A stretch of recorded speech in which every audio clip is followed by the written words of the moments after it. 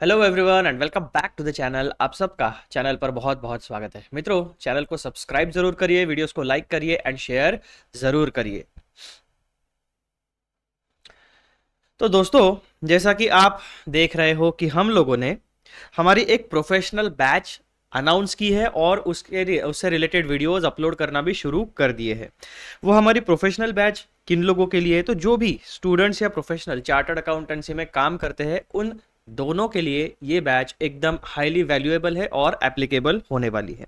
इसमें auditing, assurance and ethics से related जितने भी engagement and quality control standards है, उन सारे के सारे engagement and quality control standards को हम एकदम डिटेल में कवर कर रहे हैं। उन engagement and quality control standards का सबसे पहला डॉक्यूमेंट मित्रों आपके सामने आता है, preface to the standards on quality control, auditing, review, other assurance and related services. तो ये जो प्रीफेस है, ये होता है आपका इंट्रोडक्टरी डॉक्यूमेंट। इसमें इन सारे स्टैंडर्ड से रिलेटेड आपको कुछ बेसिक बातें पता चलेगी। उनका लीगल स्टेटस क्या होता है, उनका पर्पस क्या होता है, उनकी अथॉरिटी कैसे होती है, उनको अप्लाई कैसे करना है, वो मैंडेटरी नेचर के होते हैं या वॉलंटरी नेचर के होते हैं, क्या हमारे पास उनको फॉलो ना करके ऑल्टरनेटिव ऑडिट प्रोसीजर्स फॉलो करने का ऑप्शन है या नहीं। ये सारी बातें आपको यहाँ पे प्रीफेस में इन स्टैंडर्ड से रिलेटेड मिलने वाली है और इसकी हमने पूरी की पूरी पढ़ाई शुरू कर दी है। मैं आपको लेके चलता हूं हमारे ओरिजिनल टेक्स्ट में, यानी जो हमारा जो इंस्टीट्यूट है ICAI, उसकी जो काउंसिल है, उसके काउंसिल के under auditing and assurance standard board काम करता है। वो स्टैंडर्ड बोर्ड सारे के सारे engagement and quality control standards को ड्राफ्ट करता है, उसको पब्लिक के लिए इशू करता है ताकि उनका फीडबैक ले सके।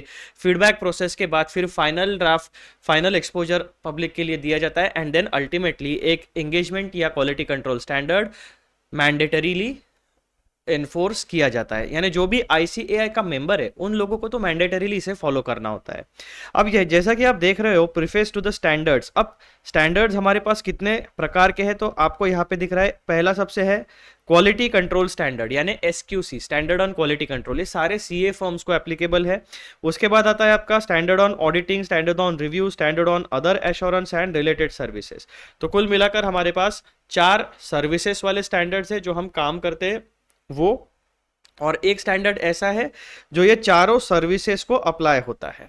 ठीक है, उसे कहते हैं SQC यानी स्टैंडर्ड ऑन क्वालिटी कंट्रोल। तो engagement and quality control standard में कुल 5 कैटेगरी के स्टैंडर्ड्स हम कवर करते हैं। फिर देखो, ये जो प्रीफेस है यानी इंट्रोडक्टरी स्टेटमेंट है, इंट्रोडक्टरी डॉक्यूमेंट है, उसके कंटेंट्स में अगर आप आओगे तो यहाँ पर हम लोगों ने प्रॉपर मार्किंग करके रखा है हमारे कौन से वीडियोस इस बैच के कंप्लीट हो चुके हैं और आपके लिए यूट्यूब चैनल पे एप्लीकेबल यानी अवेलेबल हो चुके हैं। तो सबसे पहले देखो, introduction, standards issued by AASB, auditing, quality control, other standard, general clarifications, professional judgement and authority attached. उसी के साथ साथ हमारा जो गाइडेंस नोट वाला पोर्शन है वो भी हमने पिछले वीडियो में कवर कर लिया है।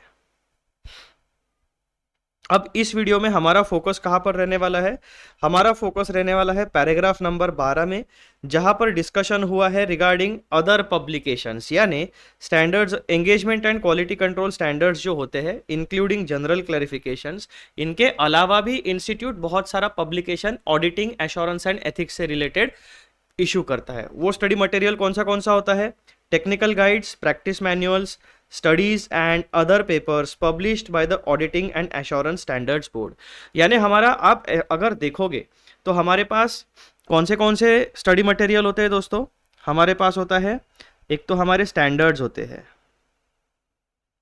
ठीक है, स्टैंडर्ड्स में हमारा सारा कुछ आ गया। उसमें आ गया आपका SQC, फिर आ गया आपका स्टैंडर्ड्स ऑन ऑडिटिंग, फिर आ गया आपका स्टैंडर्ड्स ऑन रिव्यू एंगेजमेंट्स। ठीक है, फिर आ गया आपका SRE। ठीक है, देन आ गया आपका स्टैंडर्ड्स ऑन एश्योरेंस एंगेजमेंट, फिर आ गया आपका स्टैंडर्ड्स ऑन रिलेटेड सर्विसेज। तो ये आपके कितने स्टैंडर्ड्स हो गए? 1 2 3 4 और 5। ये तो आपका मैंडेटरी वाला स्टडी मटेरियल हो गया। इसी के साथ साथ आपको जनरल क्लैरिफिकेशंस भी इशू किए जाते हैं, जो अगर कुछ अमेंडमेंट होगा या फर्दर क्लैरिफिकेशन होगा तो आपको यहाँ पर बताया जाता है regarding engagement and quality control standards. ठीक है, फिर जनरल क्लैरिफिकेशंस के बाद हमारे पास कौन सा सबसे पहला स्टडी मटेरियल आता है, वो आता है आपके गाइडेंस नोट्स।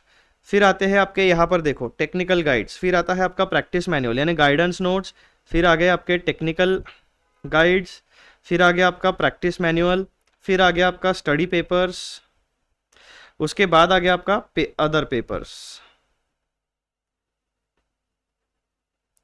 और उसी के साथ साथ अब ये सारी बातें जो हो गई हमारी ये स्टैट्यूटरी ऑडिट से रिलेटेड हो गई।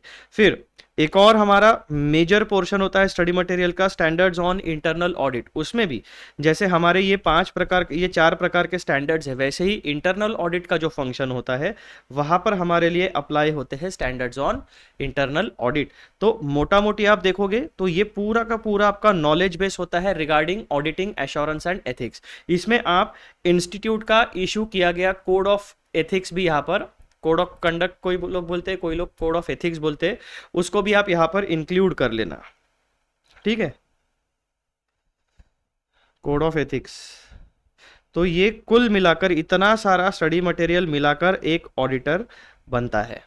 ठीक है दोस्तों, तो इसीलिए इस स्टेटमेंट को कहा गया है प्रीफेस, यानी आपको एक ऑडिटर अगर बनना है या फिर ऑडिटिंग प्रोफेशन में अगर काम करना है तो पहले आपको ये सारी चीज़ें पता होनी चाहिए कि भाई साहब ऑडिटिंग प्रोफेशन से रिलेटेड जो हमारी बॉडी है वो है institute of chartered accountants India prime, ये एकदम एपेक्स बॉडी हो गई हमारी। उस institute of chartered accountants of India के अंडर एक काउंसिल होती है आईसीएआई काउंसिल।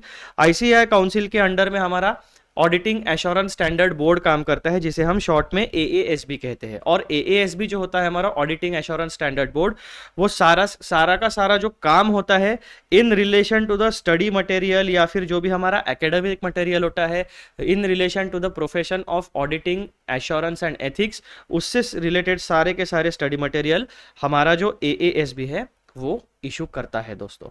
ठीक है, तो इसीलिए as a professional and as a student आपको प्रीफेस की पढ़ाई करना बहुत जरूरी होता है। अब होता क्या है दोस्तों, हमारा जो इंस्टीट्यूट का जो सिलेबस डिजाइन किया गया है वो डिजाइन, अब जिसने भी डिजाइन किया उनका एक सर्टन विजन होगा कि हाँ स्टूडेंट्स को ये चीजें हमें बतानी है ताकि उनका ऑडिटिंग का ये नॉलेज बेस रेडी हो सके।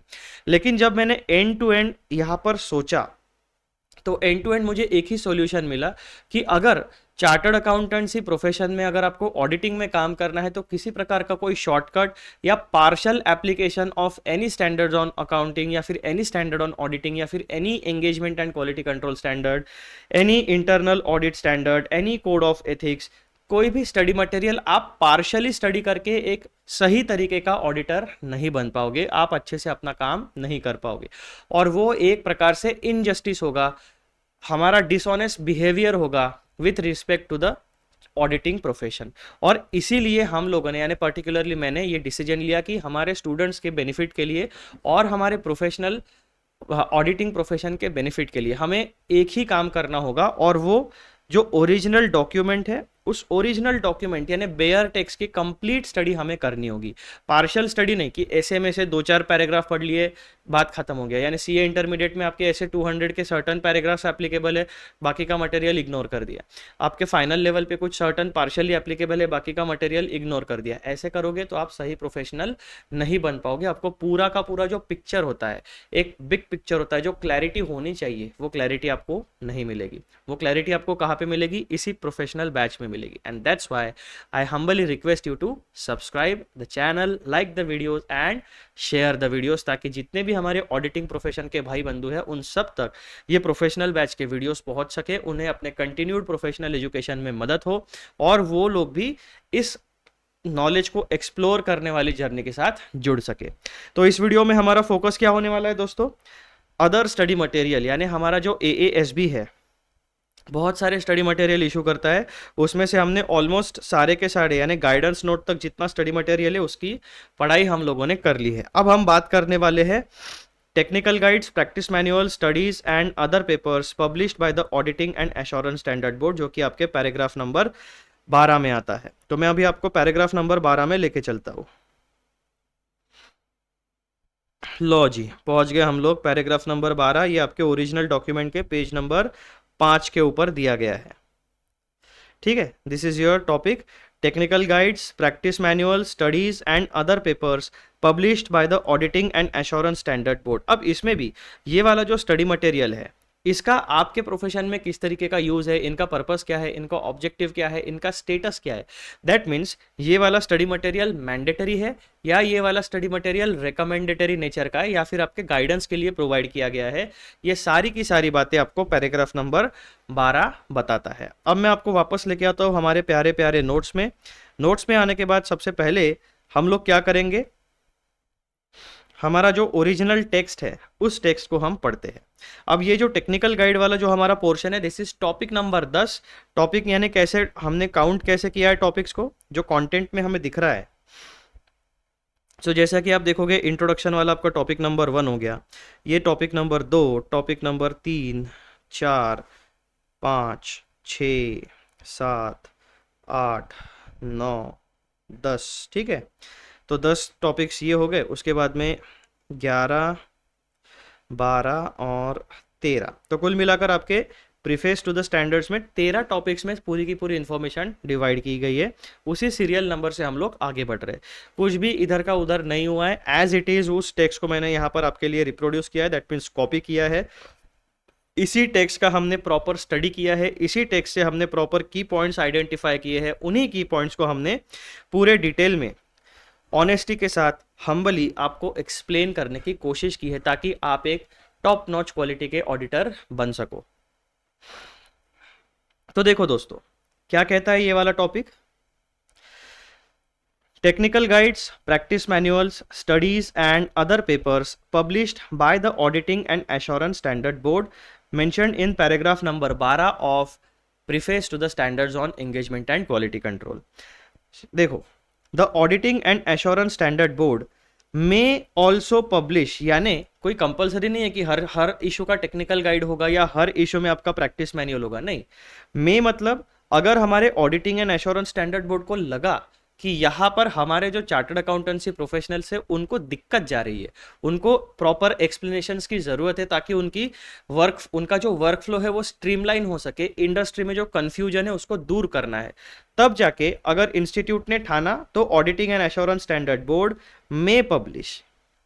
ठीक है, यहां पर मे वर्ड यूज किया, that means it is an optional, कोई कंपलसरीली ये सारे के सारे स्टडी मटेरियल या जो भी चीज़ है हर इशू में इंस्टीट्यूट अपना ओपिनियन नहीं देगा, हर इशू में इंस्टीट्यूट अपना रिसोर्सेज खर्चा नहीं करेगा। जहां पर एकदम ज़रूरत है, जहां पर बहुत सारे ऑल्टरनेटिव ऑप्शंस है और जहां पर हमारे प्रोफेशनल ऑडिट के ऊपर, क्वालिटी के ऊपर सवाल हो रहे हैं, उन सवालों को बिल्कुल खारिज करने के लिए, क्वालिटी को बढ़ाने के लिए, अंडरस्टैंडिंग को बढ़ाने के लिए और प्रोफेशनल सर्विस को एनहांस करने के लिए इंस्टीट्यूट ये सारे स्टडी मटेरियल इशू कर सकता है। The auditing and assurance standard board में ऑल्सो पब्लिश टेक्निकल गाइड्स। कौन से स्टडी मटेरियल इशू कर सकता है हमारा प्यारा इंस्टीट्यूट, तो भाई साहब टेक्निकल गाइड इशू कर सकता है, प्रैक्टिस मैनुअल इशू कर सकता है, स्टडीज इशू कर सकता है, ठीक है, एंड अदर पेपर्स इशू कर सकता है। तो कुल मिलाकर अदर के कैटेगरी में कितने आ गए हमारे, 1, 2, 3, 4, और अगर ज़रूरत पड़ी तो नई कैटेगरी भी जनरेट करके इंस्टीट्यूट उसके लिए भी स्टडी मटेरियल इशू करा सकता है। Technical guides are ordinarily aimed. अब हम बात करने वाले हैं दोस्तों कंप्लीटली टेक्निकल गाइड के बारे में।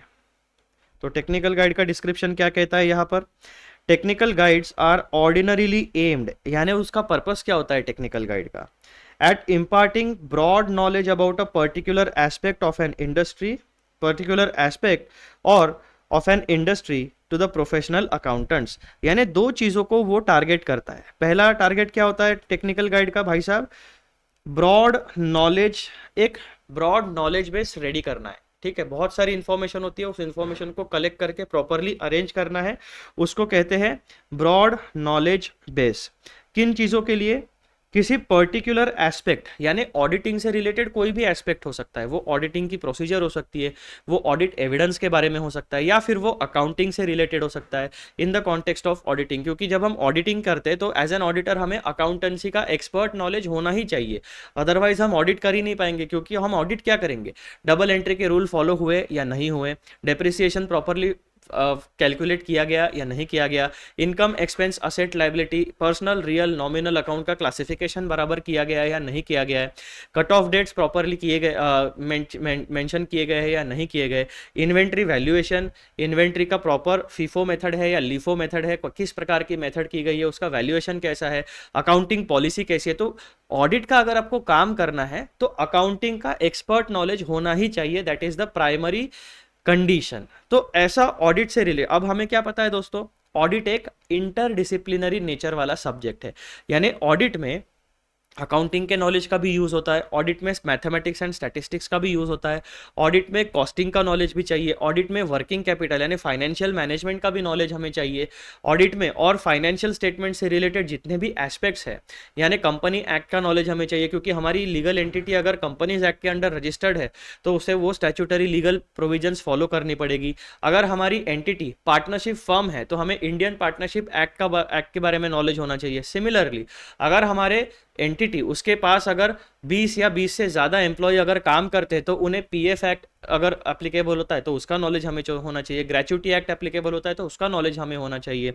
तो यहाँ पर जब हम एक पर्टिकुलर एस्पेक्ट की बात करते हैं तो फाइनेंशियल स्टेटमेंट में जितने भी एलिमेंट्स है या फिर ओवरऑल फाइनेंशियल स्टेटमेंट का जो सेट होता है जिसमें P&L, balance sheet, schedules to accounts, notes to accounts, cash flow, fund flow statement, ये complete general purpose financial statement का हो गया, या फिर किसी स्पेशल पर्पस फाइनेंशियल स्टेटमेंट के किसी भी एस्पेक्ट के बारे में इंस्टीट्यूट टेक्निकल गाइड इशू कर सकता है। ठीक है, तो ये जब हम कोई पर्टिकुलर एस्पेक्ट की बात करते हैं तो हमें special purpose financial statements and general purpose financial statements, इन दोनों से रिलेटेड जितने भी इश्यूज है, जितने भी एस्पेक्ट्स है, उन सारे से related institute technical guide issue कर सकता है to impart broad knowledge to the professional accountant. Professional accountant means who?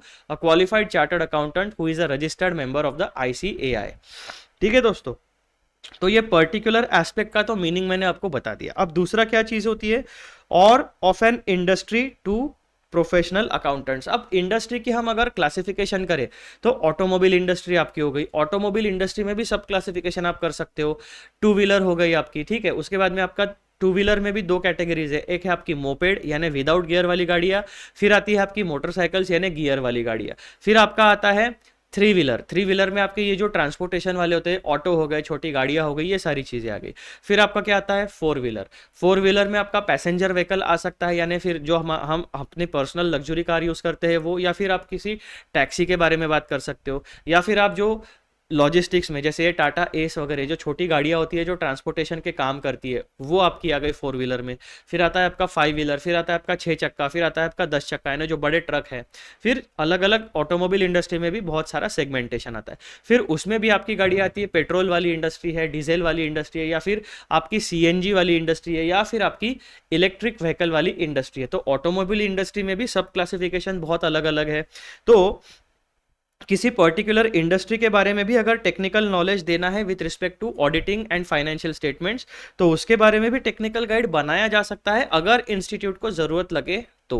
फिर अगर हम ऑटोमोबाइल इंडस्ट्री की बात करते हैं, फिर अगर हम फाइनेंशियल प्रोडक्ट्स की अगर हम बात करें तो आपके इन्वेस्टमेंट प्रोडक्ट्स आ गए, उसमें आपका फिक्स डिपॉजिट आ गया, उसमें आपका म्यूचुअल फंड आ गया, फिर उसमें आपका स्टॉक मार्केट्स आ गया, डेरिवेटिव्स आ गए, उसमें आपके गोल्ड बॉन्ड्स आ गए, आपका रियल इस्टेट आ गया, ठीक है। फिर आपका रियल इस्टेट में जाओगे तो अलग अलग प्रकार की रियल इस्टेट होती है।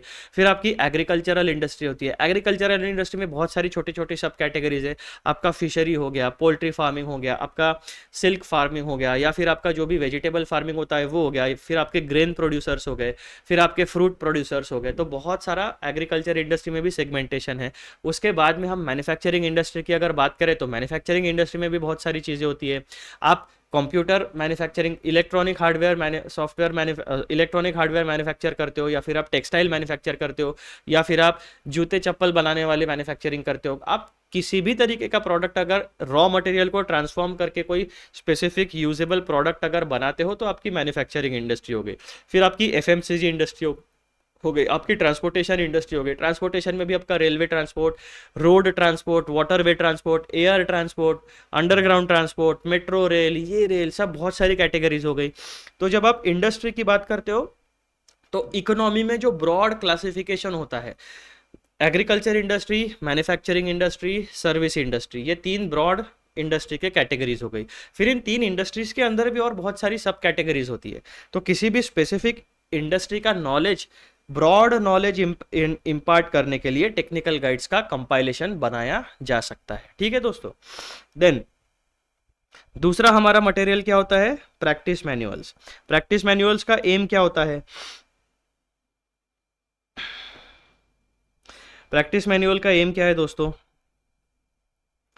Practice manuals are aimed at providing additional guidance.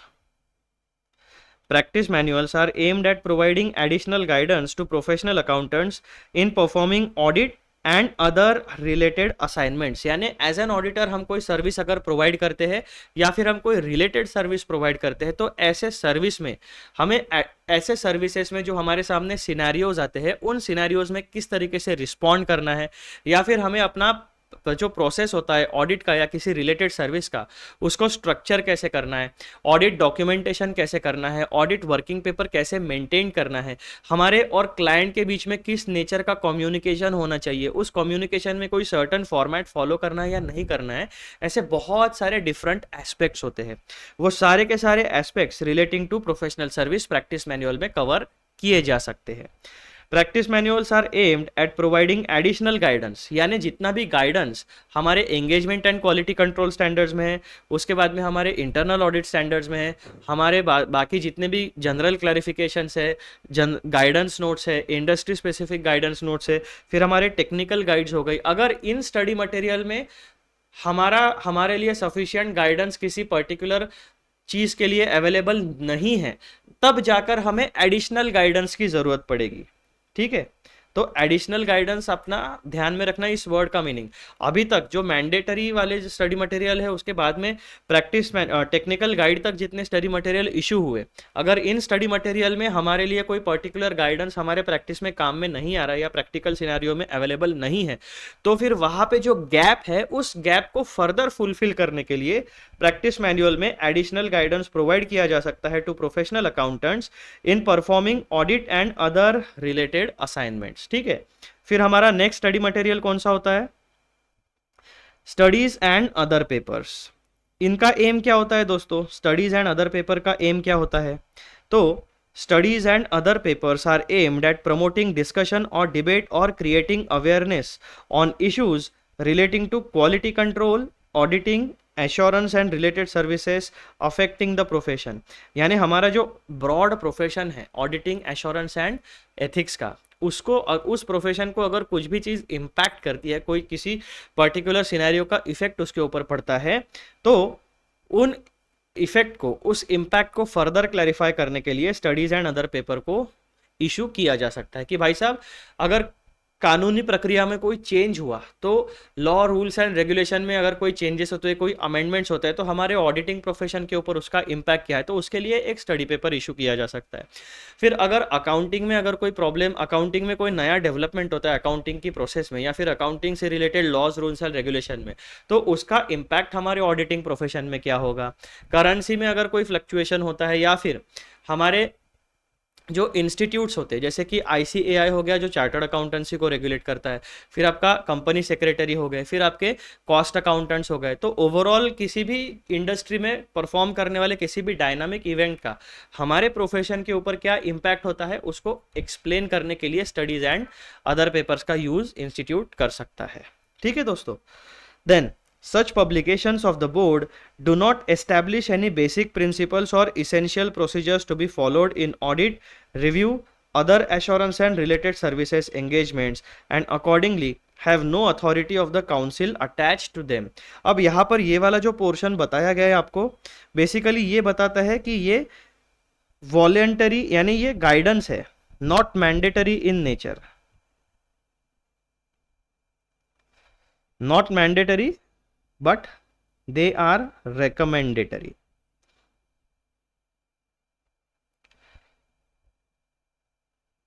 ठीक है, वो recommendatory नेचर के होते हैं।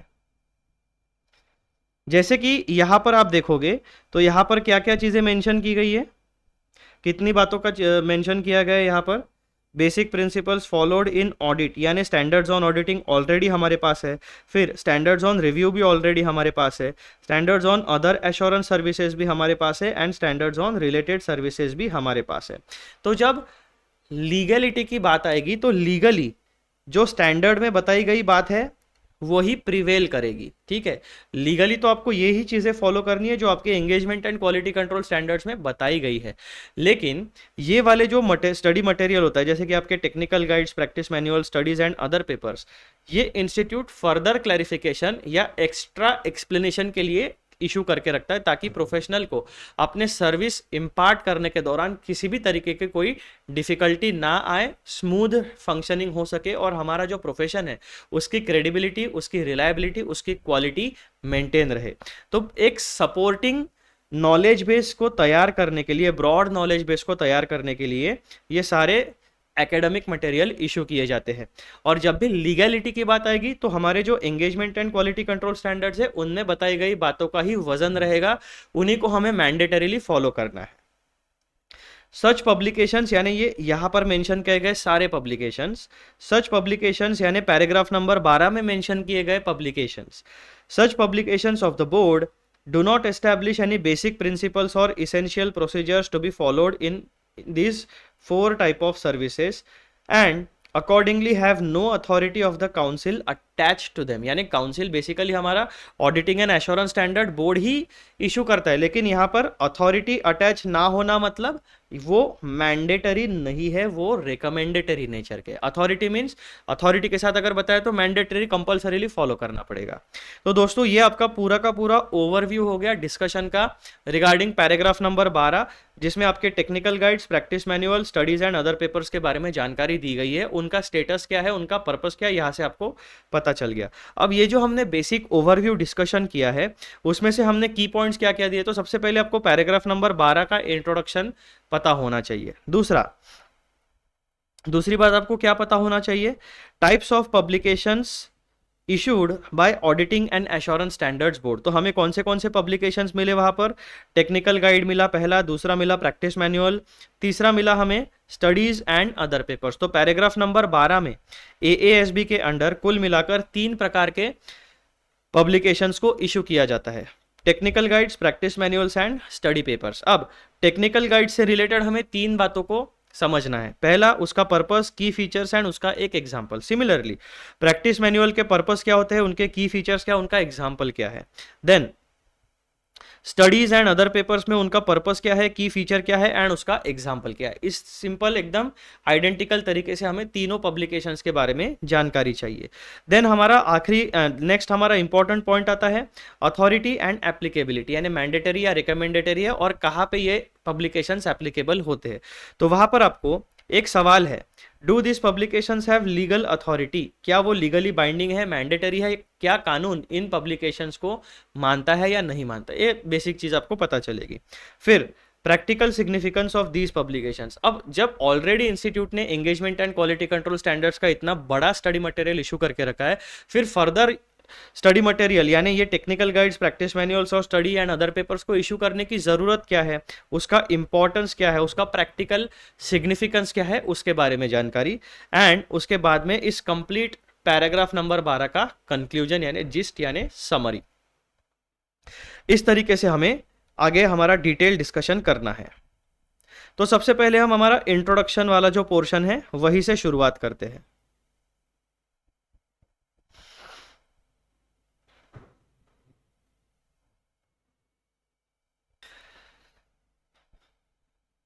देखो दोस्तों, the auditing and assurance standard board under the authority of the Institute of Chartered Accountants of India, that is ICAI, publishes various materials to assist professional accountants in understanding and implementing auditing, assurance and quality control standards। यानी जितने भी हमारे engagement and quality control standards हैं उनको समझने के लिए and उनको प्रैक्टिकली इंप्लीमेंट करने के लिए बहुत सारे स्टडी मटेरियल को इशू किया जाता है बाय ICAI।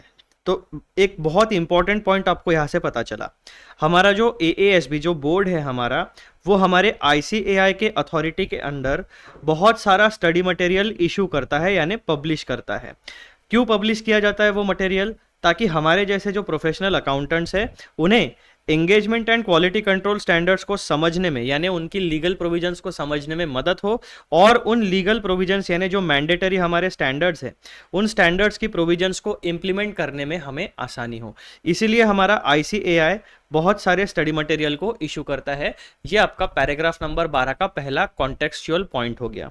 दूसरा, अब यहाँ पे जो ICAI अलग अलग तरीके के पब्लिकेशंस इशू करता है, उन पब्लिकेशंस के की पॉइंट्स क्या है, सॉरी कौन से की पब्लिकेशंस इशू करता है। The key publications include technical guides, industry and subject specific guide. तो जो हमने डिस्कशन किया था, इंडस्ट्री में आपके इकोनॉमी में तीन मेजर कैटेगरी आप बता सकते हो। इकोनॉमी में आपका एग्रीकल्चरल इंडस्ट्री हो गया, आपका मैन्युफैक्चरिंग इंडस्ट्री हो गया, आपका सर्विस इंडस्ट्री हो गया। फिर एग्रो इंडस्ट्री में आप क्या हो गया, फिशरीज आ गया, पोल्ट्री आ गया, फिर आपका पशुपालन आ गया, बहुत सारी चीज़ें होती है। उसके बाद में मैन्युफैक्चरिंग में आपका FMCG आ गया, आप जो भी छोटी मोटी चीज़ें बनाते हो, टेक्सटाइल इंडस्ट्री आ गई, शू इंडस्ट्री आ गई आपकी, है ना, ये सारी चीज़ें आ गई। फिर आपका, आप ऐसा कह सकते हो मैन्युफैक्चरिंग में आपका, चलो फूड इंडस्ट्री भी आप कंसिडर कर सकते हो।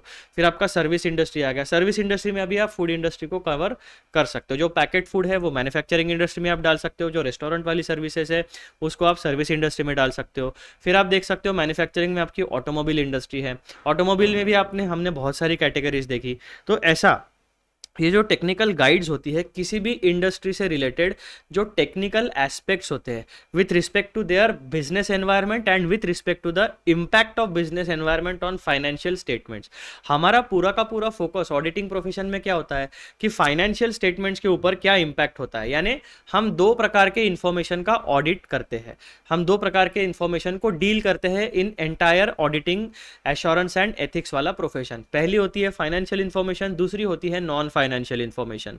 फाइनेंशियल इंफॉर्मेशन मतलब जितनी भी बातें फाइनेंशियल स्टेटमेंट्स में आपकी इंक्लूड की गई है। दूसरी इंफॉर्मेशन नॉन फाइनेंशियल इंफॉर्मेशन मतलब क्या, कि जो भी आपके इंटरनल कंट्रोल सिस्टम हो गई, जो भी आपके क्वालिटी चेक हो गया, ये सारी चीजें आपकी नॉन फाइनेंशियल इंफॉर्मेशन में आती है। तो ऐसे दो प्रकार की इंफॉर्मेशन को हम डील करते हैं। तो इन दो कैटेगरी की इंफॉर्मेशन में इंडस्ट्री या फिर सब्जेक्ट स्पेसिफिक जो टेक्निकल नॉलेज होता है उसके बारे में जो भी स्टडी मटेरियल इशू किया जाता है उसे कहा जाता है टेक्निकल गाइड। फिर आता है आपका practice manuals, practice guidance for audit procedures. Practice manuals यानी क्या, कुछ स्पेसिफिक FAQs होंगे, कुछ सवाल होंगे, कोई सिनेरियोज होंगे, उनमें हमें किस तरीके से ऑडिटिंग प्रोफेशन में अपने आगे बढ़ना है, कैसे प्रोसीजर्स को इंप्लीमेंट करना है, वो सारी बातें। तीसरा पब्लिकेशन हमारा आता है studies and other papers, discussion papers for awareness and debate. अब इंडस्ट्री में आगे व्हाट्स नेक्स्ट, यानी फ्यूचर में क्या होने वाला है उसका भी डिस्कशन हो सकता है, करंट सिनेरियो का भी डिस्कशन हो सकता है, करंट इकोनॉमिक पॉलिसीज का हमारे प्रोफेशन के ऊपर या फिर ओवरऑल इंडस्ट्री के ऊपर क्या इंपैक्ट पड़ने वाला है उसके बारे में भी। तो बेसिकली ये पूरा का पूरा एकेडमिक डिस्कशन होता है स्टडी एंड अदर पेपर में। ठीक है, तो ये तीन प्रकार के पब्लिकेशंस हमारा इंस्टीट्यूट इशू करा सकता है। Then while these materials support professional accountants, they do not establish mandatory principles or procedures and do not have the authority of the council of ICAI। तो यहां पर हमारा की टेक अवे क्या हो गया दोस्तों, they are not mandatory। ये जो भी publications यहां पर आप देख रहे हो, these are not mandatory, these are recommendatory, these are published for the guidance of our professional accountants. ठीक है दोस्तों। फिर दूसरा पॉइंट हमारा क्या आता है, types of publications by the AASB। तो टेक्निकल गाइड का जो पर्पस क्या होता है, technical guides are designed to impart broad knowledge about specific subjects और इंडस्ट्रीज टू प्रोफेशनल अकाउंटेंट्स। पूरा डिस्कशन हम ऑलरेडी कर चुके हैं। देन टेक्निकल गाइड्स का की फीचर क्या होता है, provide detailed industry specific guidance. जैसे ऑटोमोबाइल इंडस्ट्री है तो ऑटोमोबाइल इंडस्ट्री का एक पर्टिकुलर अगर एस्पेक्ट आपको बताने वाले तो उस एस्पेक्ट को डिटेल में डिस्कस किया जाएगा टेक्निकल गाइड में, फ्रॉम एंड टू एंड, यानी स्टार्टिंग पॉइंट से एंड पॉइंट तक कंप्लीट एस्पेक्ट्स को डिस्कस किया जाएगा। Then explain complex audit area such as taxation, forensic accounting and internal audit. तो बहुत सारे अलग अलग एस्पेक्ट्स होते हैं जो जहाँ पर टेक्निकल नॉलेज की जरूरत पड़ती है, एक्सपर्ट गाइडेंस की जरूरत पड़ती है, तो वो आपका कवर हो गया। Then help auditors understand unique challenges in specific industries. तो टेक्निकल गाइड्स का अगर आप स्टडी करते हो तो डेफिनेटली आपकी ऑडिटिंग की जो आप सर्विस प्रोवाइड करोगे उसकी क्वालिटी डेफिनेटली बढ़ने वाली है। अब ये टेक्निकल गाइड का एग्जाम्पल क्या है, तो उसका एग्जाम्पल देखो। Technical guide on audit of charitable institution, तो इंस्टीट्यूट ने हमारे ये इशू करके रखा होगा, ठीक है। Technical guide on audit of charitable institution, इसमें क्या एक्सप्लेनेशन मिलेगा आपको? Explains the audit process for NGOs including regulatory requirements under the income tax act and foreign contribution regulation act, that is FCRA। तो अगर आप किसी एनजीओ का audit कर रहे हो तो ये जो दो बातें जो होती है ना, regulatory requirement under the income tax act and foreign contribution and regulation act, highly specific area हो गया ये। तो यहाँ पर ऐसा ज़रूरी नहीं है कि हर एक चार्टर्ड अकाउंटेंट को इन एक्ट्स के बारे में नॉलेज होगा। तो हमारे इंस्टीट्यूट ने क्या किया, हमारे प्रोफेशनल्स के ईज ऑफ एक्सेस के लिए, ईज ऑफ अंडरस्टैंडिंग के लिए एक प्रॉपर टेक्निकल गाइड बना दी, ताकि एनजीओ के ऑडिट करने के दौरान ये दो एस्पेक्ट्स को हाईली प्रोफेशनली हम डील कर सके, ठीक है दोस्तों। फिर आपका आता है next, practice manuals. Practice manuals का पर्पस क्या होता है? Practice manuals offer additional guidance, यानी अभी तक टेक्निकल गाइड तक जितने भी हमारे इशू किए गए हैं स्टडी मटेरियल, अगर उसमें कोई गैप है, कोई सर्टन इशू उसमें एक्सप्लेन करने का अगर रह गया है या यहाँ पर कवर नहीं हुआ है, तो वो कहाँ पे आएगा? आपके प्रैक्टिस मैनुअल में कवर कर दिया जाएगा। यहाँ पर एडिशनल गाइडेंस होगा। ऐसा भी हो सकता है कि पहले आपके engagement and quality control standards plus technical guides, बहुत सारा डिस्कशन ऑलरेडी किसी पर्टिकुलर इशू के बारे में दिया गया, लेकिन इंडस्ट्री में हमेशा हमें पता है कि हमारा जो समय है वो डायनामिक नेचर का होता है, यानी समय आगे बढ़ते जाता है और समय के साथ साथ नई नई सिचुएशंस हमारे बिजनेस सिनारियो में इवॉल्व होते रहती है। तो जहां पर भी समय के साथ सिचुएशंस या सर्कमस्टांसेस इवॉल्व कर जाते हैं, वहां पर हमेशा एडिशनल गाइडेंस की जरूरत पड़ने वाली है, ठीक है। तो इसीलिए प्रैक्टिस मैनुअल्स को यूज कर सकते हैं हम लोग। Practice manuals offer additional guidance on performing audits and related assignments. Key features: provide step by step guidance on audit execution. Step by step guidance रहेगा आपके प्रैक्टिस मैनुअल में कि भाई साहब, अगर कोई पर्टिकुलर ऑडिट आप कर रहे हो, कोई पर्टिकुलर सर्विस आप प्रोवाइड कर रहे हो, तो उसको एग्जीक्यूट करने के लिए स्टेप बाय स्टेप गाइडेंस होगा कि स्टेप 1 स्टेप 2 ये चीज आपको फॉलो करनी है।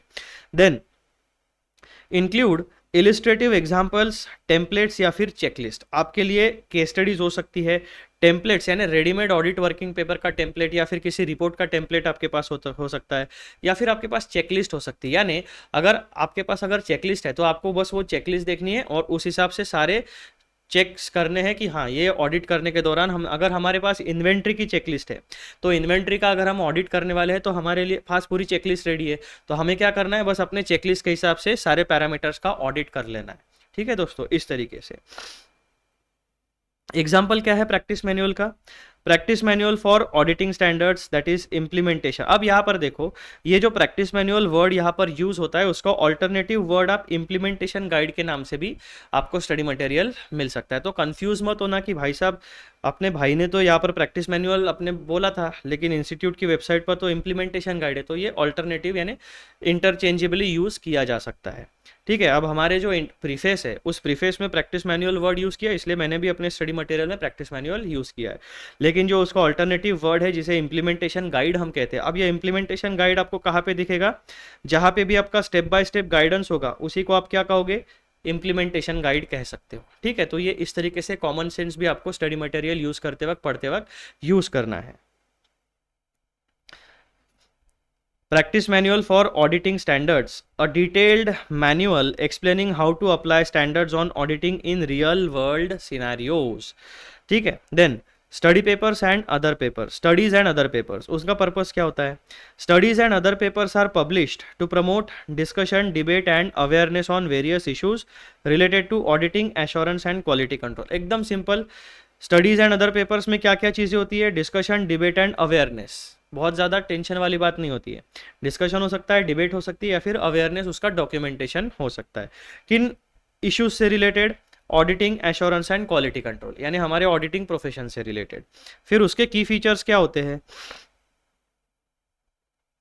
Discuss emerging trends in auditing and quality control, encourage debate on contemporary issues affecting the profession, help CEOs stay updated with global developments in auditing. अब जैसे कि बहुत पहले देखो, समय कैसा था, सारा काम मैन्युअली होता था, यानी फिजिकली पेन पेपर यूज करके डॉक्यूमेंट्स को मेंटेन किया जाता था।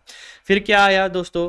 साइंटिफिक इवोल्यूशन हुआ, साइंटिफिक रिसर्च एंड डेवलपमेंट हुआ, कंप्यूटर्स आए, फिर एकदम रूडिमेंट्री कंप्यूटर्स थे, वहाँ पर बहुत ज़्यादा डिटेल में काम करना पड़ता था। फिर टेक्नोलॉजी और आसान हुई, सॉफ्टवेयर्स और आसान हुए। फिर हमारे पास क्या आ गया, ऑटोमेटेड अकाउंटिंग सॉफ्टवेयर्स आ गए, यानी टैली जैसे सॉफ्टवेयर्स आ गए, वहाँ पर हम एकदम आसानी से काम कर सकते थे। फिर एक और स्टेप हम लोग आगे बढ़े, वहाँ पर क्या हुआ, वहाँ पर हमारे पास SAP जैसे ERP सॉफ्टवेयर्स आ गए। यहाँ पर एकदम पूरे ऑर्गेनाइजेशन का इंफॉर्मेशन मेंटेन किया जाता है। तो ऐसे क्या होता है, जैसे जैसे समय आगे बढ़ता है, साइंटिफिक रिसर्च एंड डेवलपमेंट आगे बढ़ता है, उसी तरीके से नई टेक्नोलॉजीज इवॉल्व होती है। नई टेक्नोलॉजीज का इम्पैक्ट हर एक इंडस्ट्री, हर एक इकोनॉमी के एस्पेक्ट पर पड़ने वाला है। जैसे कि आज के समय में सबसे ज़्यादा बज़वर्ड क्या चलता है, आर्टिफिशियल इंटेलिजेंस। अब ये आर्टिफिशियल इंटेलिजेंस का मतलब क्या होता है, बेसिकली इंटेलिजेंट सिस्टम्स होती है, लेकिन उन्हें आर्टिफिशियल क्यों कहा जाता है, क्योंकि उनके पास अभी तक का जो एग्जिस्टिंग डेटा है, उस डेटा के बेस के ऊपर ही उनको उन इंटेलिजेंट सिस्टम्स को ट्रेन किया जा सकता है, इसीलिए उन्हें आर्टिफिशियल इंटेलिजेंस कह सकते हैं। एग्जिस्टिंग डेटा के ऊपर वो अपने सारे परम्यूटेशंस, कॉम्बिनेशंस, कैलकुलेशंस को, फिलहाल जितना नॉलेज हमें पता है, जितना नॉलेज मुझे पता है, उसके हिसाब से मैं बात कर रहा हूँ। ठीक है दोस्तों, तो थोड़ा मेरा ध्यान रख लेना, अभी संभाल लेना। तो आर्टिफिशियल इंटेलिजेंस मतलब क्या, कि एग्जिस्टिंग डेटा के ऊपर वो सारे अपने कैलकुलेशंस, परम्यूटेशंस, कॉम्बिनेशंस परफॉर्म कर सकता है। लेकिन जैसा कि हम ह्यूमन बींग्स के पास नेचुरल इंटेलिजेंस होता है। नेचुरल इंटेलिजेंस मीन्स व्हाट, हम सोच सकते हैं। आज तक दुनिया में अगर कोई चीज़ नहीं है तो कौन सी चीज़ नहीं है उस बारे में हम सोच के हम इनोवेशन कर सकते हैं। अब आर्टिफिशियल इंटेलिजेंस जो भी इनोवेशन परफॉर्म करेगा वो पास्ट डेटा के ऊपर ही परफॉर्म करेगा। जितना डेटा उनके सिस्टम में है, जितना डेटा उनके डेटाबेस में है, जिस तरीके का उनका एल्गोरिदम है, जिस तरीके का उनका लॉजिक है, उन सर्टन फॉर्मूलाज के बेसिस के ऊपर ही वो काम करेगा। इसीलिए उसे आर्टिफिशियल इंटेलिजेंस कहा जाता है। यानी जितना आर्टिफिशियली नॉलेज हम उनमें स्टोर करेंगे, उतने ही नॉलेज बेस के ऊपर वो अपना काम परफॉर्म कर सकते हैं। ठीक है दोस्तों, उसमें भी बहुत, हमसे तो बहुत बेटर है आर्टिफिशियल इंटेलिजेंस, ऐसा नहीं, उसको डाउनग्रेड नहीं कर रहा हूँ, लेकिन नेचुरल इंटेलिजेंस जो हम ह्यूमन बींग्स में होता है या फिर आर्टिफिशियल इंटेलिजेंस, इसका मैं आपको बेसिक डिफरेंस बता रहा हूँ। ठीक है, तो नेचुरल इंटेलिजेंस में इमेजिनेशन की पावर होती है। हम आज तक जो चीज़ नहीं, अस्तित्व में नहीं है, उस चीज़ को इमेजिन करके उस चीज़ को अस्तित्व में ला सकते हैं। और ये सिर्फ जो ह्यूमन बींग्स, जो अलाइव होते हैं, जो जीवंत होते हैं, जिनके पास चेतना होती है, उनके पास नेचुरल इंटेलिजेंस होता है, ऐसा हम कह सकते हैं। ठीक है दोस्तों, तो ये सारी बातें। तो आर्टिफिशियल इंटेलिजेंस के जितने भी टूल्स हैं, जितने भी सॉफ्टवेयर्स हैं, जितने भी एप्लीकेशंस हैं, उनका इम्पैक्ट डेफिनेटली हमारे पूरे के पूरे ऑडिटिंग, ICAI, जितना भी हमारा प्रोफेशन है चार्टर्ड अकाउंटेंसी का, डेफिनेटली उसके ऊपर इम्पैक्ट आने वाला है। हम अलग अलग एप्स, एप्लीकेशंस यूज़ करते हैं, जैसे कि माइक्रोसॉफ्ट एक्सेल हो गया, माइक्रोसॉफ्ट वर्ड हो गया, पावर पॉइंट हो गया, अलग अलग अकाउंटिंग सॉफ्टवेयर्स है, अलग अलग सैम्पलिंग, स्टैटिस्टिकल सैम्पलिंग के मॉडल्स होते हैं, उनको हम यूज़ करते हैं। तो उन सारी चीज़ों का जो हमारे ऊपर इम्पैक्ट होता है, वो आप यहाँ पर उनका इम्पैक्ट समझाने के लिए, उनसे रिलेटेड अवेयरनेस जनरेट करने के लिए स्टडी पेपर्स का यूज़ हम लोग, यानी हमारा ICAI हमारे बेनिफिट के लिए करा सकता है। देन एग्जाम्पल क्या होता है, study on the impact of technology in auditing examines the role of artificial intelligence, blockchain, data analytics in modern auditing। तो टेक्नोलॉजी के जितने भी रिसर्च एंड डेवलपमेंट है, टेक्नोलॉजी का जितना भी इनोवेशन है, डेफिनेटली हमारे प्रोफेशन के ऊपर उसका इम्पैक्ट पड़ने वाला है। और एज अ चार्टर्ड अकाउंटेंट हम उनसे अवेयर होना चाहिए, हमें उनसे अवेयर होना चाहिए। देन अथॉरिटी एंड एप्लीकेबिलिटी, क्या ये मैंडेटरी है और किन लोगों को एप्लीकेबल है, कहाँ पर एप्लीकेबल होते हैं, जो पैराग्राफ नंबर 12 के जो भी स्टडी मटेरियल है वो। Do this publications have legal authority, तो सबसे सिंपल आंसर है नो, लीगली बाइंडिंग नहीं है ये। These publications do not establish mandatory procedures and do not carry the authority of the ICAI Council। जैसा कि हमारे जो engagement and quality control standards है, प्लस हमारे जो इंटरनल ऑडिट के स्टैंडर्ड्स है, उनको अगर आप फॉलो नहीं करोगे तो आपके ऊपर प्रोफेशनल मिसकंडक्ट या फिर प्रोफेशनल मिसकंडक्ट का चार्ज या फिर आपके ऊपर लीगल एक्शन हो सकती है, क्योंकि वो लीगली मैंडेटरी है। लेकिन अदर स्टडी मटेरियल जो है, जो जैसे गाइडेंस नोट्स है, पैराग्राफ नंबर 11, पैराग्राफ नंबर 12 में जो मेंशन किए गए स्टडी मटेरियल है, उनको अगर आप फॉलो नहीं करोगे तो आपके ऊपर किसी प्रकार का कोई प्रोफेशनल मिसकंडक्ट या लीगल चार्जेस प्रेस नहीं किए जा सकते। क्यों? क्योंकि इनके पास कोई लीगल अथॉरिटी नहीं है। These are recommendatory in nature, हमारे बेनिफिट के लिए इंस्टीट्यूट ने इशू करके रखे। अगर आप चाहो तो फॉलो करो, अगर आप चाहो तो फॉलो मत करो, ठीक है। These publications do not establish mandatory procedures and do not carry the authority of the ICAI Council. Unlike engagement standards, that is SA, SRE, SAE, and SRS, and standards on quality control, that is SQC, these materials are not enforceable under ICAI regulations, do not mandate compliance for audit engagements, are only for reference and guidance to improve audit quality. ठीक है दोस्तों, तो एकदम simple तरीके से पूरा का पूरा अथॉरिटी वाला जो आपका इशू है एंड एप्लीकेबिलिटी वाला जो इशू है यहां पर एक्सप्लेन हो गया है। देन यहां पर हमारा प्रैक्टिकल सिग्निफिकेंस क्या है इन स्टडी मटेरियल्स का। So even though these materials do not have legal authority, they are widely used by professional accountants for understanding complex and industry specific issues. Knowledge कभी भी waste नहीं होगा। अगर वो legally binding नहीं है इसका मतलब ये नहीं है कि वो आपके काम की चीज़ नहीं है। ऐसी बहुत सारी चीज़ें हैं जिनसे रिलेटेड इस दुनिया में कानून नहीं है, लेकिन वो हमारे बेनिफिट के है तो हम उसका यूज़ करते हैं। सिंपल कॉमन सेंस है, क्या मेरे बेनिफिट की चीज़ है क्या? हाँ, तो मैं फॉलो करूँगा। Understanding complex and industry specific issues, improving quality of the audit engagements, keeping up with the latest developments in the auditing profession, training new auditors and CA students. Example, how a CA firm uses these publications. अब एक जो CA firm होती है इन publications का use कैसे कर सकती है? A CA firm auditing an e-commerce company may refer to the technical guide on e-commerce business audits to understand revenue recognition and tax compliance in a better manner. अब मुझे आप एक सिंपल बात बताओ, अगर आपकी आर्टिकलशिप शुरू है या आर्टिकलशिप आपकी कंप्लीट हो गई है तो आपको ये पता होगा कि आपके ऑफिस में किसी भी इंडिविजुअल के पास आपको बिठा के ट्रेनिंग देने का टाइम नहीं होता है। आपको क्या कहा जाता है? भाई साहब ये काम है, अपने आजू बाजू के सीनियर से गाइडेंस लो, काम शुरू करो, काम करते करते आप सीख जाओगे। सीखने का सबसे पहला तरीका क्या होता है? एक तो आपके पास एकेडमिक स्टडी मटेरियल होना चाहिए। आपका सबसे पहला जो इंटरैक्शन होता है एकेडमिक स्टडी मटेरियल से वो होता है हमारे प्यारे प्यारे इंस्टीट्यूट का स्टडी मटेरियल। तो एटलीस्ट बेसिक नॉलेज आपको होना चाहिए, ठीक है। फिर अगर आपको इनकम टैक्स का काम मिलता है तो इनकम टैक्स एक्ट उठा के बैठ जाओ। जीएसटी का काम मिलता है तो जीएसटी से रिलेटेड जो भी आपके जो भी एक्ट एप्लीकेबल है, सीजीएसटी, आईजीएसटी, एसजीएसटी, उनको उठा के बैठो, उनकी प्रोविजंस पढ़ो कौन सी एप्लीकेबल है और उस हिसाब से अपना काम करो। तो जो भी काम आपको आर्टिकलशिप के दौरान दिया जाता है वो आपको कोई ऐसा बिल्कुल बिठा के रिलीजियसली ट्रेनिंग कोई देने नहीं वाला है, किसी के पास समय नहीं होता है। तो एज सेल्फ स्टडी आपको करनी पड़ती है। तो सेल्फ स्टडी अगर करनी है तो फिर आपको रिसोर्सेस पता होने चाहिए, कौन से स्टडी मटेरियल को यूज़ करना है, कौन से बुक्स को यूज़ करना है। तो भाई साहब ये प्रीफेस टू द स्टैंडर्ड्स में आपको सारा का सारा स्टडी मटेरियल बताया गया है कि एज एन ऑडिटर ऑडिट अगर सीखना है तो ये स्टडी मटेरियल आप रेफर कर सकते हो।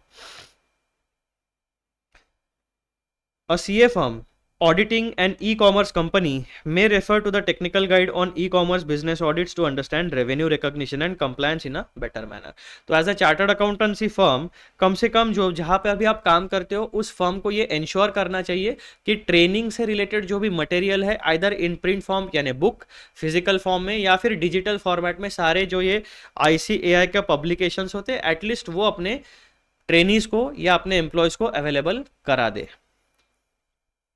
अब ये पैराग्राफ नंबर जो 12 हमारा है जिसमें हम लोगों ने क्या क्या चीज़ें डिस्कस की है भाई साहब, technical guides, practice manual, studies and other papers. तो इस पूरे के पूरे डिस्कशन का कंक्लूजन क्या है, फाइनल वर्ड क्या है जो हमें ध्यान में रखना है? The AASB, that means auditing and assurance standard board, publishes technical guides, practice manual, studies and other papers to support professional accountants, यानी हमारे बेनिफिट के लिए इशू किया जाता है। These materials do not establish mandatory principles or procedures, यानी ये recommendatory nature के हैं, मैंडेटरी नहीं है। CAs can refer to them for industry insights, audit techniques and regulatory updates, यानी एक चार्टर्ड अकाउंटेंट को insights, audit techniques and regulatory updates, इनके बारे में अगर स्निपेट, इजी इंफॉर्मेशन चाहिए तो इन स्टडी मटेरियल से मिल सकती है। Although not legally binding, they serve as a valuable learning and reference material. तो बेसिकली वैल्यू है हमारे लिए इसकी। की take away for CA students, अब CA स्टूडेंट्स के लिए सबसे इंपॉर्टेंट बात क्या है इसमें? These materials acts as a supportive learning tool. CA institute के स्टडी मटेरियल के अलावा प्रैक्टिकल दुनिया में अगर आपको अपना नाम बनाना है, अपना फाइनेंशियल स्टेटस बनाना है, यानी जब तक आपके पास नॉलेज नहीं है इस तरीके के प्रोफेशन में, तब तक आप किसी क्लाइंट को सर्विस नहीं दे पाओगे।